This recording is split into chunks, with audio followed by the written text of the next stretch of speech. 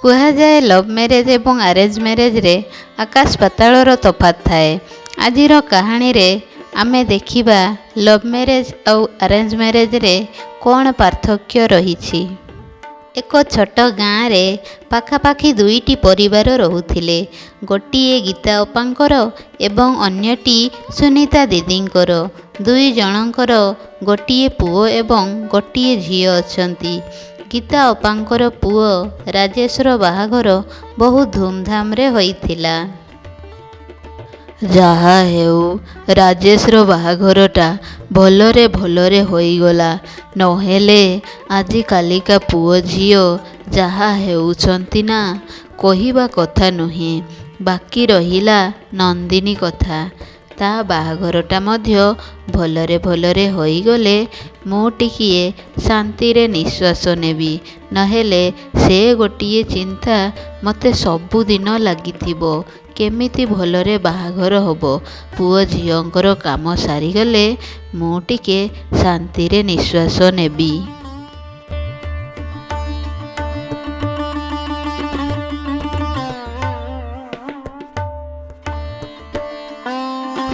ମା, ଚା ନିଅ। ଚାଟା ପିଇଦିଅ, ଥଣ୍ଡା ହେଇଯିବଣି। ଆଉ ନନ୍ଦିନୀ ଉଠିଲାଣି କି ନାହିଁ? ତାର ବା କଲେଜ ଯିବାର ଅଛି ଆଜି। ମା, ଆଜି ମୁଁ କ'ଣ ରୋଷେଇ କରିବି? ମାନେ ମୋର କହିବା କଥା ହେଲା, ତମକୁ କ'ଣ ଖାଇବାକୁ ଭଲ ଲାଗେ?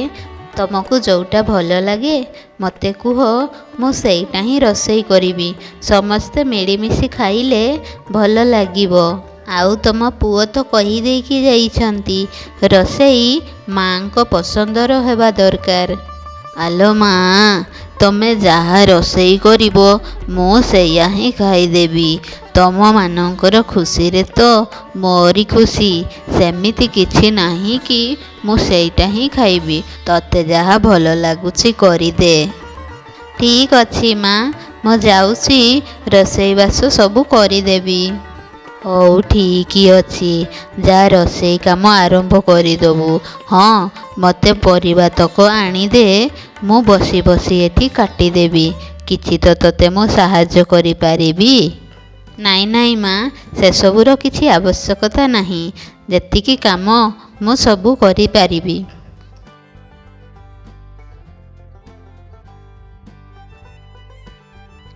ଯାହା ହେଉ ମୋ ବୋହୂଟା ଭାରି ଭଲ। ମୋତେ ସବୁ କଥାରେ ପଚାରୁଛି।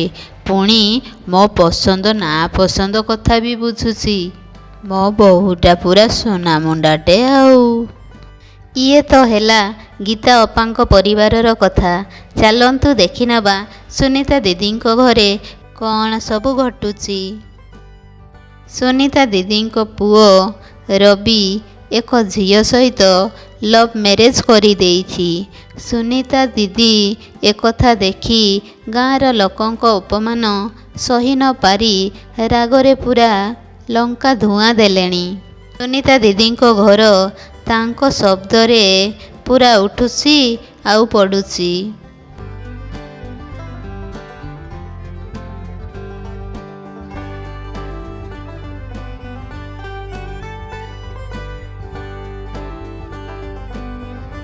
କ'ଣ ଛନ୍ଦିତା, କାମ ଦାମ ସାରିଲୁଣି? ଆମ ଘର ଆଡ଼େ ତ ଟିକେ ବୁଲିବାକୁ ବି ଆସୁନାହୁଁ ଆଉ ପୁରାପୁରି ଆମକୁ ଭୁଲିଗଲୁଣି। ଆଲୋ ଗୀତା ଅପା, ତୁମେ ଗୋଟେ କଥା ଶୁଣିଛ କି ନାହିଁ?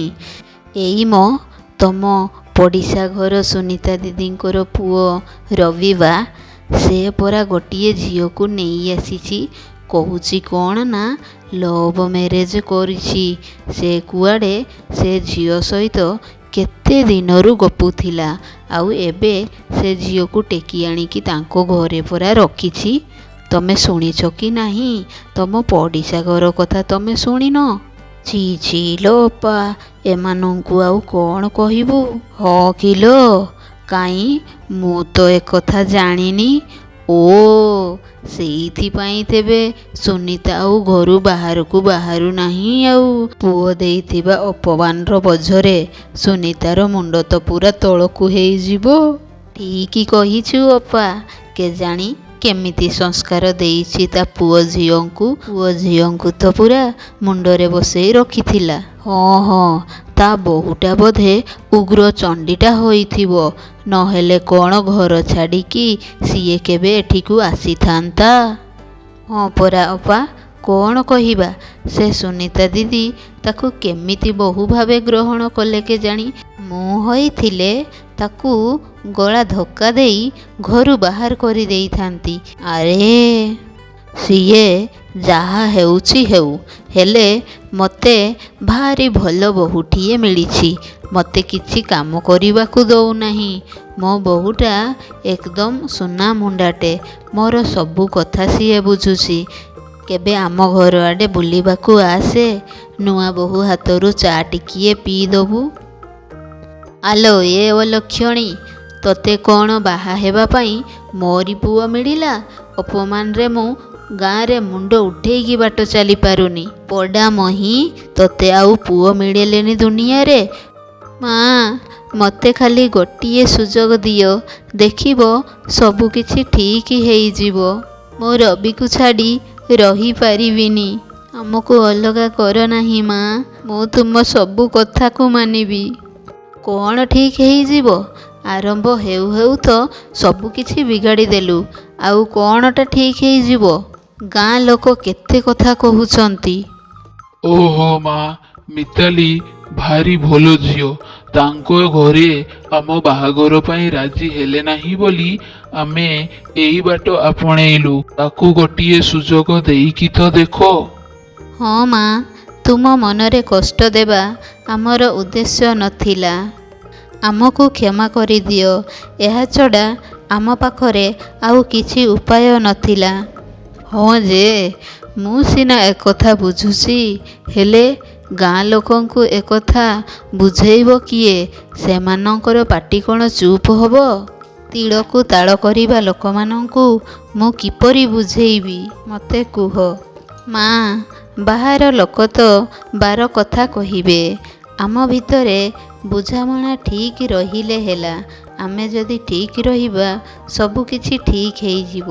ତମେ ଦେଖିବ। ହଁ ମା, ମିତାଲି ଠିକ୍ କହୁଛି। ତମେ ଲୋକଙ୍କ କଥାକୁ ଶୁଣ ନାହିଁ। ଦେଖିବ ଆପେ ଆପେ ସେମାନଙ୍କର ପାଟି ଚୁପ୍ ହେଇଯିବ। ସେମାନେ କହିବା ବନ୍ଦ କରିଦେବେ। ଠିକ୍ ଅଛି, ତୁମେ ଦୁଇଜଣ ସବୁବେଳେ ଖୁସିରେ ରୁହ। ମୋ ଆଶୀର୍ବାଦ ସବୁବେଳେ ତୁମ ଉପରେ ଅଛି।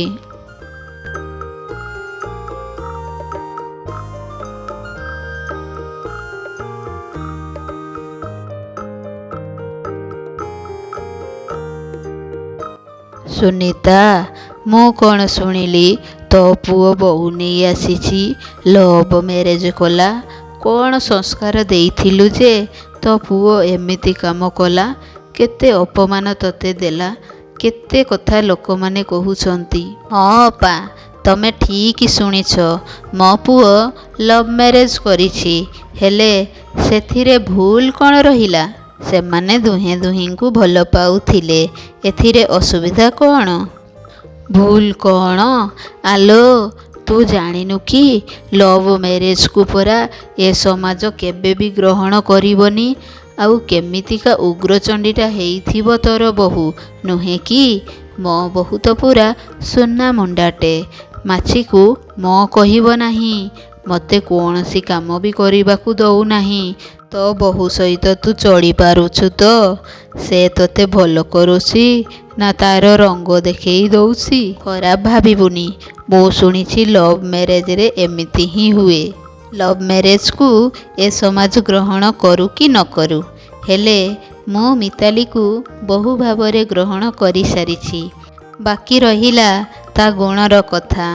ସେ କଥା ତ ସମୟ କହିବ। ଏବେ ତ ନୂଆ ନୂଆ ନଳିତା। ଦେଖିବା କାହା ବୋହୂ କାହାର କେତେ ସେବା କରୁଛି। ଏତିକି କହି ସୁନିତା ଘରକୁ ପଳେଇ ଆସିଲା। ମାତ୍ର ଗୀତାର ଅହଙ୍କାର ସେହିପରି ରହିଥାଏ। ଗୀତାର କଥା ସୁନିତା ମନରେ କଷ୍ଟ ଦେଇଥିଲେ ବି ସୁନିତା ତାକୁ କିଛି ନ କହି ସେଠାରୁ ପଳେଇ ଆସିଲା।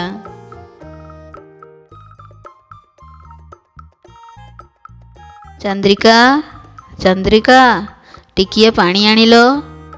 ଆଉ ଏଇ ନିଅ ପରିବା ତକ ନେଇଯାଅ, ମୁଁ ମାର୍କେଟରୁ ଆସିଲା ବେଳେ ପରିବା ନେଇ ଆସିଛି। ଓହୋ, କେତେ ବାଟ ଚାଲି ଚାଲି ଆସିଲି, ଭାରି ଥକା ଲାଗିଲାଣି। ଏ ବୟସରେ ଚାଲିବା ଭାରି କଷ୍ଟ ଲାଗିଲାଣି। କୁଆଡ଼େ ଗଲା ଏ ଚନ୍ଦ୍ରିକା? ଶୁଣି ପାଉଛି କି ନାହିଁ? ଚନ୍ଦ୍ରିକା, ଶୁଣି ପାଉଛୁ କି ନାହିଁ? ପାଣି ଟିକେ ନେଇ ଆସେ, ମୋତେ ଶୋଷ ଲାଗିଲାଣି। କେତେବେଳୁ ଚାଲି ଚାଲି ଆସିଲି। ଆରେ ଘରେ ଅଛୁ କି ନାହିଁ? ମା, ମୋ ଦେହଟା ଟିକିଏ ଭଲ ଲାଗୁନାହିଁ, ପାଣି ନିଜେ ନେଇକି ପିଇଦିଅ। ଏ ବୁଢ଼ୀ ମନେ ମନେ କ'ଣ ଭାବୁଛି କେଜାଣି? ମୋତେ ଚାକର କରିଦେଲା ବୋଧେ। ଆଉ ଯୁଆଡ଼ୁ ଆସିଲା ମାନେ ଖାଲି କେଚେର କେଚେର ହେଉଥିବ। ପାଣି ଦେ, ଖାଇବା ଦେ, ଏଇଟା କରିନୁ, ସେଇଟା କରିନୁ, ସବୁବେଳେ ଖାଲି ଏଠି ତା ରାଜ ଚାଲିଛି। ପାଣି ଟିକେ ଆଣିଦେ, ଯା ଯା। ଏଥର ଗୀତା ଅପାର ମନରେ ଟିକିଏ କଷ୍ଟ ହେଲା। ଧୀରେ ଧୀରେ ଚନ୍ଦ୍ରିକା ତାର ଅସଲ ଚେହେରା ଗୀତା ଅପାଙ୍କୁ ଦେଖେଇବା ଆରମ୍ଭ କରିଦେଲା। ଗୀତା ଅପା ମଣିଷ ଚିହ୍ନିବାରେ ବୋଧେ ଭୁଲ କରିଦେଲେ। ଚନ୍ଦ୍ରିକା, ଖାଇବା ଟିକେ ରାଗ ହେଇଯାଇଛି, ଆଉ ମୋତେ ରାଗ ଖାଇବା ଭଲ ଲାଗେନି। କାଲିଠୁ ଟିକିଏ ରାଗ କମ୍ କରିଦେବୁ। ଏବେ କ'ଣ ଆଉ ମୁଁ ରାଗ ଖାଇବା ଖାଇପାରିବି? ତେଣୁ ଲଙ୍କା ଟିକିଏ କମ୍ କଲେ ଭଲ ହେଇଥାନ୍ତା। ମୁଁ ଯାହା ରୋଷେଇ କରିଛି ଖାଇବ ଯଦି ଖାଅ, ନହେଲେ ନାହିଁ। ମୁଁ ତୁମର ଚାକର ନୁହେଁ ଯେ ସବୁ କରିଦେବି। କେତେବେଳେ ରାଗ ଭଲ ନାହିଁ, କେତେବେଳେ ଲୁଣ ନାହିଁ, ସବୁବେଳେ ଖାଲି କଚର କଚର ହେଉଥିବ। କେତେ ଶୁଣୁଥିବି? ଚନ୍ଦ୍ରିକା, ଇଏ କ'ଣ କହୁଛ? ବଡ଼ ଲୋକଙ୍କ ସହିତ କେମିତି କଥାବାର୍ତ୍ତା କରାଯାଏ ତମକୁ କ'ଣ ଜଣା ନାହିଁ? ମୋତେ ତାଙ୍କ କଥା ଶୁଣି ଶୁଣି ବିରକ୍ତ ଲାଗିଲାଣି। ଏଇଟା କର ନାହିଁ, ସେଇଟା କର ନାହିଁ, ପାଣି ଦିଅ, ଖାଇବା ଦିଅ, ସବୁବେଳେ ଖାଲି ବକ ବକ ହେଉଥିବେ। ତାଙ୍କର ସେବା କରିବା ଛଡ଼ା ମୋର ଆହୁରି ବି ଅନେକ କାମ ରହିଛି, ବୁଝିଲ? ସିଏ ତ ନିଜ କାମ ନିଜେ କରିପାରିବେ। ସିଏ କ'ଣ ଚାଲି ବୁଲି ପାରୁନାହାନ୍ତି କି? ହଁ ତ, ସେ ଯାହା ମାଗୁଛନ୍ତି ତୁମକୁ, ତୁମେ ତାଙ୍କୁ ଦେଇ ଦଉନ? ମୁଁ ତୁମକୁ କେବେଠାରୁ କହିଛି ଆମେ ବାହାରେ ଯାଇ ରହିବା। ତମେ କ'ଣ ମୋ କଥା ଶୁଣୁଛ? ତୁମକୁ ମୁଁ କହିଦେଉଛି, ୟାର କଚର କଚର ମୁଁ ସବୁଦିନ ଶୁଣିପାରିବିନି। କ'ଣ ହେଲା? ତୁମେ ବାହାରେ ଯାଇ ରହିବ? ମିତାଲି, ମୁଁ ତୋତେ କେତେ ଭଲ ଭାବୁଥିଲି, ହେଲେ ତୁ ଏସବୁ କ'ଣ କହିଯାଉଛୁ ନିଜେ ଜାଣିପାଉଛୁ ତ? ତୁମେ ଘର ଛାଡ଼ିକି ଗଲେ ଗାଁ ଲୋକ କେତେ କଥା କହିବେ। ମୋତେ ଏଠାକୁ ଆଣିଛ ବୋଲି ମୋର କ'ଣ କିଛି ଇଚ୍ଛା ନାହିଁ? ମୋର ବି ଇଚ୍ଛା ଅଛି, ସାଙ୍ଗମାନଙ୍କ ସହିତ ବାହାରକୁ ଯିବି। ମୁଁ ଏ ଘରେ ରହିପାରିବି ନାହିଁ। ତୁମକୁ କହିଦେଉଛି, ଆମେ ବାହାରେ ଯାଇ ଭୁବନେଶ୍ୱରରେ ରହିବା। ଏ ବୁଢ଼ୀ ସହିତ ମୁଁ ଆଉ ଗୋଟିଏ ଦିନ ବି ଏଠି ରହିପାରିବି ନାହିଁ। ଏଥର ଗୀତା ଅପାର ଗର୍ବ ଅହଙ୍କାର ସମ୍ପୂର୍ଣ୍ଣ ଭାବରେ ଶେଷ ହୋଇଗଲା।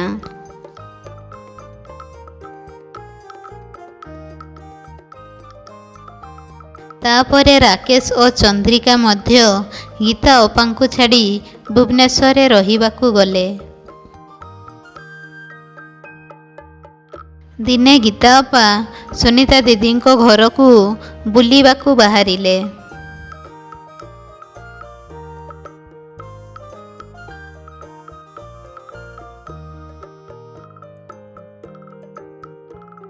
ଗୀତା ଅପା, ତୁମେ ଏଠି? ଆମ ଘରେ ତୁମର ପାଦ କେମିତି ପଡ଼ିଲା? ହଉ ଆସ, ବସ। କିଛି କାମ ଥିଲା କି?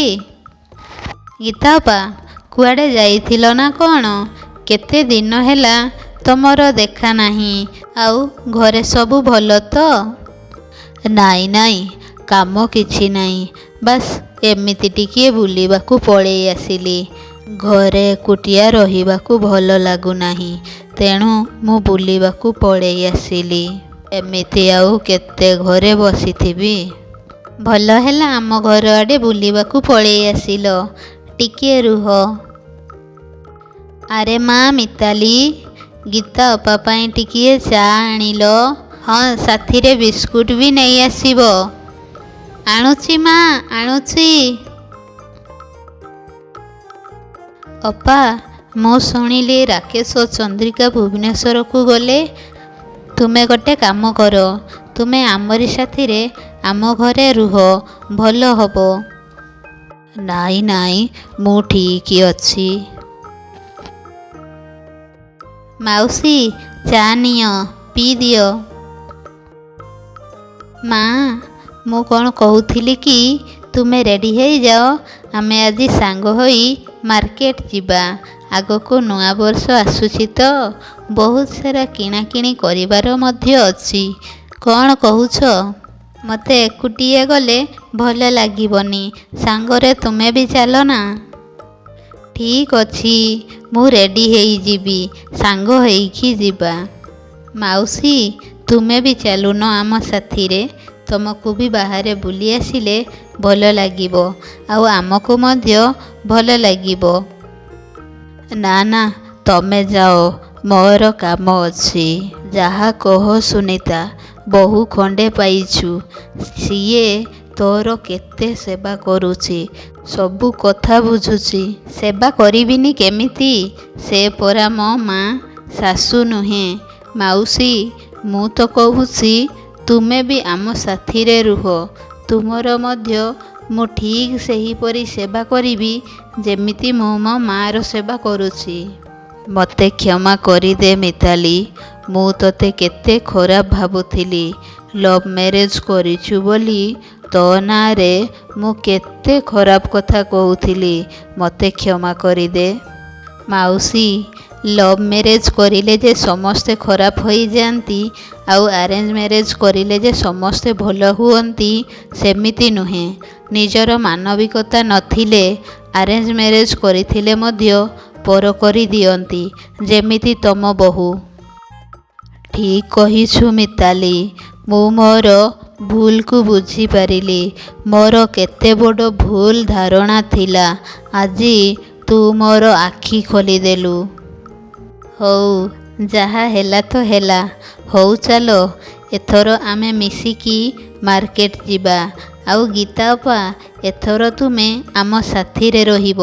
ଆରେଞ୍ଜ ମ୍ୟାରେଜ୍ ବୋହୂର ସେବା ତ ନେଲ, ଏଥର ଲଭ୍ ମ୍ୟାରେଜ୍ କରିଥିବା ବୋହୂର ସେବା ବି ତ ଥରେ ନିଅ।